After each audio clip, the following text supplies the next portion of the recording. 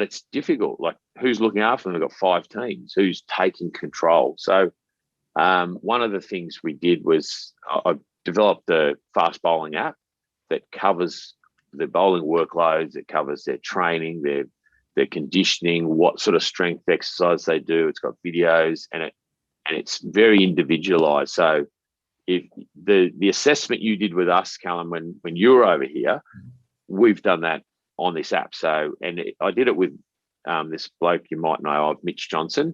And just I'd done a video with Mitch. I'd done a DVD with Brett Lee and Mike Hussey, and all three were brilliant. And we sort of went into the cricket fitness side of things. All three of those legends, and I would have done the DVD with this app with any of them, but Mitch just had a bit more time, and so we did it, and that's what we came up with, and it's just, it looks after you from start to finish. Now I've had first class cricketers on it that have rung me and said they've been on it for 2 years and it's the best they've ever felt in cricket.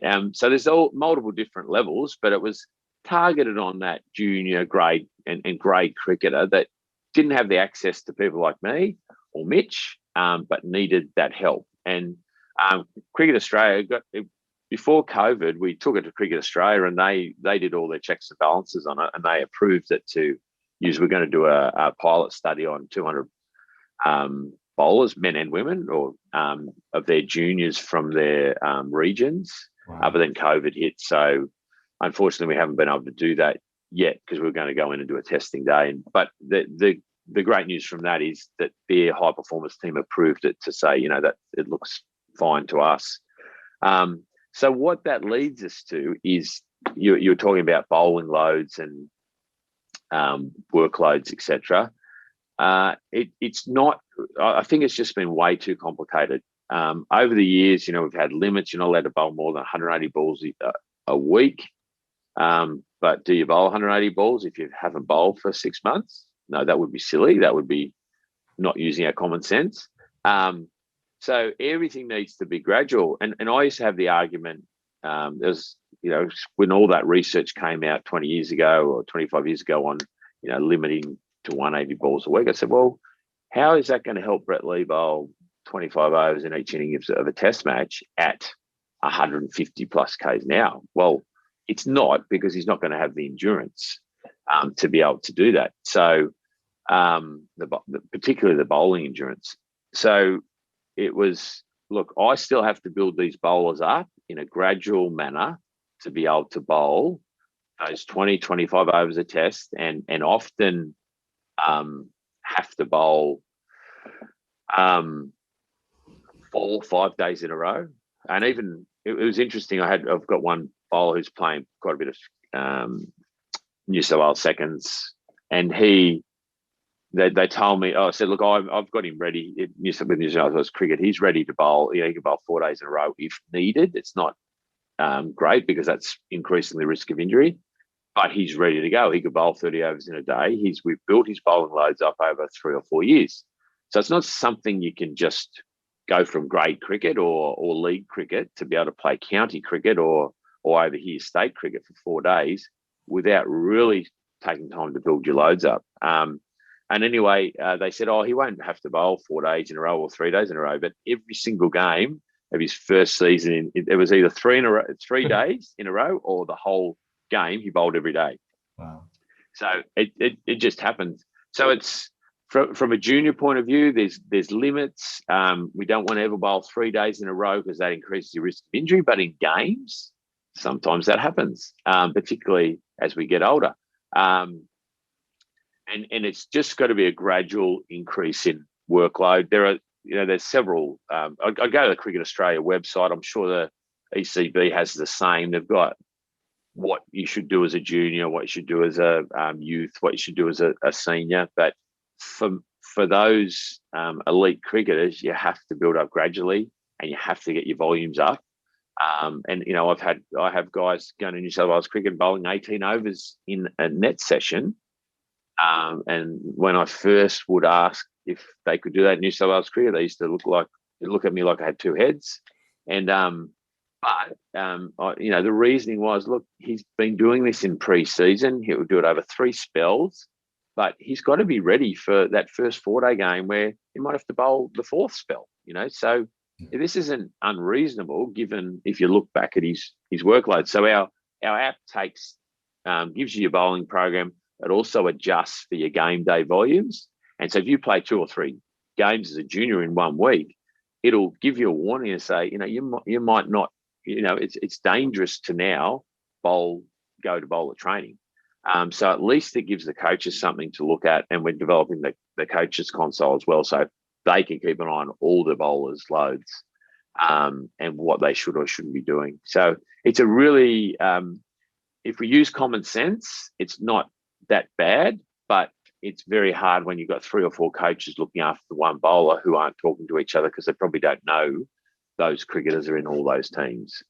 So, yeah, very, very difficult area, and we've tried to simplify it in this app, but also, there's enough, we can get enough information out to all these junior clubs and even senior clubs. Like Pat Cummins is a classic example.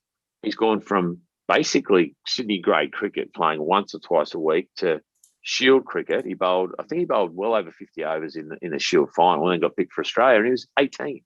So then he broke down. Like, it's no surprise to me that happened when he, and people say, oh, that's hindsight, but no, it's not hindsight. It's you've seen a guy jump in workloads and intensity by tenfold, and you expect that a young developing body is going to be able to handle that. And if he'd been, training, full time for 4 or 5 years since he was 15, and he was all his physical levels were great, it's still probably going to break down at that age bowling that much without having built up to it. So, it was unfortunate, but how good has he turned out? So, he's now one of the most robust fast bowlers around. But he could have been out of the game, and Mitch was the same when he was young. So, we've got to learn from these mistakes, and we've got to be better. Yeah. No, and it's, I believe it's called Bowl Fit, and it's readily available on the App Store.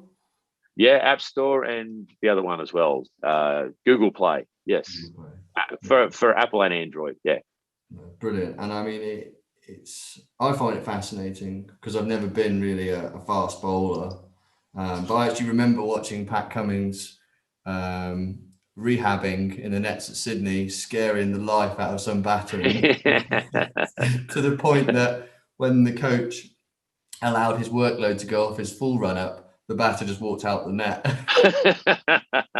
Yes. Yeah, I don't want to face him. That's for sure. No. And interestingly, it's a lovely segue really into my next question, which is around the future of cricket conditioning, which I think would be certainly app-based or something like that, because it is very engaging and also allows that continuity of your training loads. It allows people to see how much you've done and how much you're going to do and work things out. I mean, what do you see for the future of cricket conditioning? Because there's a lot of interesting ideas, and I guess we're still at that stage with regards to coaches, of some still quite old school, some very new school, some probably not strong on science. So it's, how do we juggle that?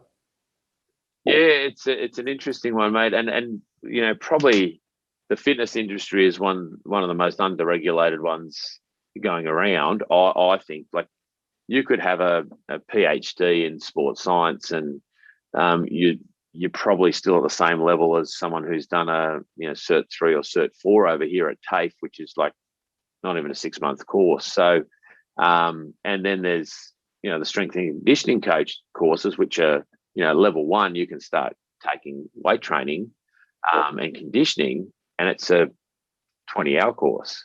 So it's very good, but it's not the same as going to university for 6 years. And so it's a really interesting one. I think there's a few popping up. I really think we need to, cricket is such a big sport that we can have a cricket, cricket-based sports science course where you have to know as much as you can. And I mentioned him before, I worked with the great Errol Alcott, and it was just me and just him. We looked after the physical side of the team. So, and that's the Australian team. And it was the same when I was with New South Wales with Pat Farhart, who was the Indian physio for many years. And so I learned a heap from them. I'm hoping they learn a bit from me, but we worked together, and I learned all about the rehab process as well. And so I was lucky. Now there's 10, 12 coaches for each team, and there's a sports scientist and a strength and conditioner and a physio and a dietitian and a mental coach. So it's sort of you're sort of stuck in your own little areas. So I think that overall picture might be a bit lost, but I don't know. I haven't been in one of these teams with multiple support staff, but I just imagine it's a lot harder to get things done, which is the feedback I've got. But yeah, it's an interesting one. I think there's more and more research being done with Kieran Moray who runs who's big over with the Mumbai Indians. I worked with him in the ICL, and he played cricket for India. He was a chairman of selectors for India. He's a great player, and he's so passionate about his cricket. And he was telling me what happened was the IPL has brought all the greatest minds from cricket from around the world into this hotbed of activity once a year for a couple of months. And he said that what the Indians have done is they've learnt from the best coaches, the best fitness guys, the best physios, the best players from around the world, taken all that information and all the stuff they do and implement it in all their academies. And they're going to be so hard to beat over the next 10 years because I have a feeling that we still think, and I don't know if it's the same in England, but I feel that cricket in Australia still thinks that we're the best in the world, but we are so far off being that compared to what India is doing. And I think everyone's got to take notice of that because they're building these magnificent academies. They're just the players they're churning out. They've got the population, but their love and investment in cricket over there is so big. And so I just see that that's the next step is we've got to have specialists in cricket. And whether it's ex-cricketers and you train them up to be, have a sports science degree and do the levels in cricket, which is a funny thing to tell a test cricketer you need to do your levels, your level 1, your level 2, your level 3 in cricket coaching. But you're always going to learn something. There's always going to be something you don't know. And Brad Hogg is doing the level 1 S&C through me at the moment, the great Brad Hogg. And he goes, mate, there's so much good stuff in this course. He goes, you're thinking, I thought I knew a lot, but then I read this course and I go, wow, is that why you used to do things? And I said, oh, well, did you think I just used to guess and just pull something out of my hat? He goes, yep. So I think it's a great road for ex-players that are really interested in the physical side of the game. Because they've got that experience, and I just knew from grade cricket, and it's similar to I guess your league cricket, that I had a lot of experience playing cricket. And I played against a lot of these test boys and state boys, and that didn't mean I was anywhere near as good as them. But what it did give me was that experience of what does a bowler have to go through to be physically well, to be able to bowl 25 overs on a day. What does a batsman have to go through to score 100? It's physically draining, particularly if it's hot. So, that experience put me ahead of, as I said, when strength and conditioning came into cricket, it was all ex-rugby league players or ex-sprinters, and which was a help, but they didn't understand the game, and they had to learn the game before they could really make an impact. So now I'd worked with state players, I'd worked with the international players before I'd even got the job. So, I was really comfortable doing that, and I knew I was quite confident and competent in what I was doing. So I think that's the big thing. We can't drag people in from other sports and go, here's a national side, which has been done around the world, because it's going to take them, it took me 6 months to learn the difference from, to really fully understand the difference in international cricket from state cricket. One was the intensity of every single game, but two, the travel, the time zones, the just constantly on the move, and very small windows to do your pre-season. I think 5 or 6 weeks was the longest period I ever got back in my home at one time in those 5 years I was with the Aussie team. And so with New South Wales, you had like 20 weeks of pre-season or 16 weeks. It was easy. Yeah. So to get someone from a different sport, I think is challenging. That they can learn, but I don't think they should learn with an international side. So ex-cricketers, I would say, and just train them up. That and real specialised courses in cricket conditioning. No, love that. And just before we finish the segment, just one little question for you. If I was a young athlete, young cricketer, what one piece of advice would you have for them? A young cricketer trying to achieve what, Callum? Just trying to be the best they can be. Okay, yeah. Well, the BowlFit app, of course, is for you. Well, we all started because we love it, and so really enjoy the game. Enjoy the whole. Don't put pressure on yourself just to make it and have that be your only joy to make the New South Wales side or the Northamptonshire side or the national side. The journey of cricket along the way, you talk about all the stories and you just see something that invokes a memory. Like, it's a great game, it's a great life, and if you work hard, relentlessly, you'll become your best. But it's don't talk about it doing it, just do it. I get told many times by cricketers, and I've had this chat with them on a Zoom call recently, and I showed them 3 9-year-old runners that I've got. I said, look, these guys are more committed than you guys, and you tell me you want to play international cricket. I said, these are 9-year-olds that do running for the love of the game. They're at training every day, and I mean every day. I've got to send them home sometimes because they try and train 7 days a week. I said, there's no pot of gold at the end of their rainbow. They're just doing it because they love it. I said, and you guys tell me that you want to do it, but don't turn up or you're half-assed at training. I said, you're wasting my time, wasting your time. If you're going to do it, commit to it. But, it's a great game. And mate, look, we're talking to each other from across the world about this stupid game that was developed. I don't know who developed it, but they got a lot to answer for.